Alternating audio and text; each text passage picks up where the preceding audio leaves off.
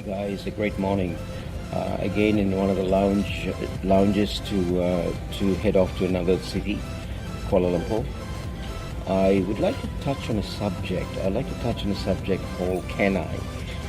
Why am I doing that? Primarily because I had some time spent on the weekend with certain guys who had qualified, certified as coaches.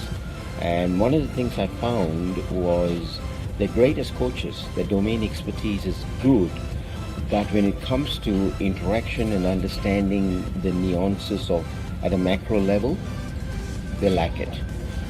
What do I mean by that? They lack in the exposure, they lack in understanding the real education and how it gets mixed in with working together with the client.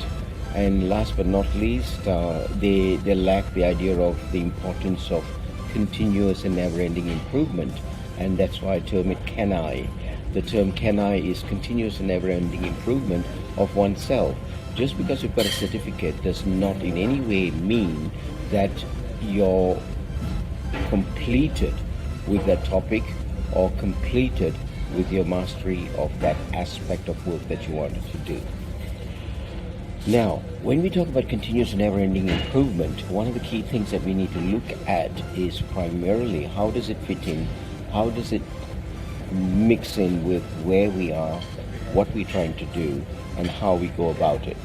I've simplified it by putting it together into what I call the 3 E's. Basically what the 3 E's are all about is your mainstream education. Say for example, in this particular case, they were being trained to be coaches, and as coaches they have expertise in what to do and not to do as a coach to the client. That's fantastic. But beyond that, there is a shortfall, there's a gap, and now they need to fix that gap before the trust can be built with the client, before the rapport can be consolidated with the client, and before they can have continuous business with the client. And this is where there's a shortfall. The second thing in the CANI is number two is they need to now understand the importance of exposure. What do I mean by exposure? Understanding where things are in relation to their context. We're talking about context of their coaching profession. Now, in the context, what I mean by that is what are the areas that they are short in, and they need to go search for that information. It's not going to come to you in the normal mainstream education, and that comes through you YouTube channeling, you podcasting, you reading, you following those other aspects of continuous education. Now, as an example, let me just select reading. With reading, I have been a continuous and avid reader.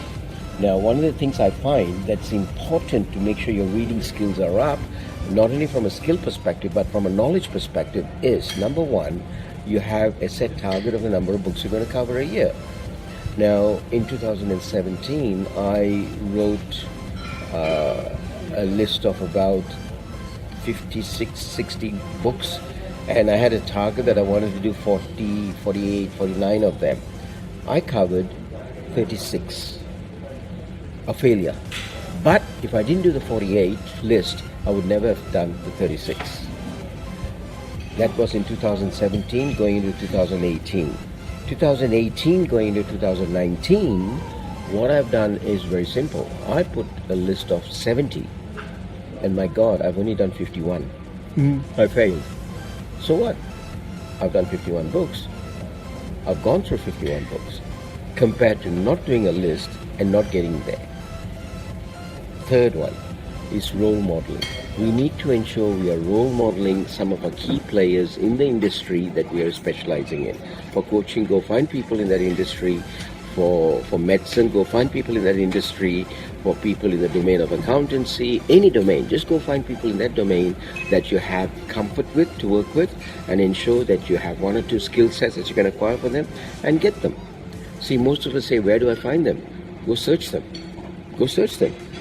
And go ask them, hey, can you help me? Most people would not say no to you when you ask them for help, but our problem is we don't ask for help. So my sincere suggestion is just go ask them and tell them, hey, listen, I need some help in this area. I know you're very good at that. Can you help me out doing this? And what do they say? No? Very rarely. In most cases, they'll say, yeah, no problems. So those are the three areas that I would suggest you get involved with in enhancing your CANI.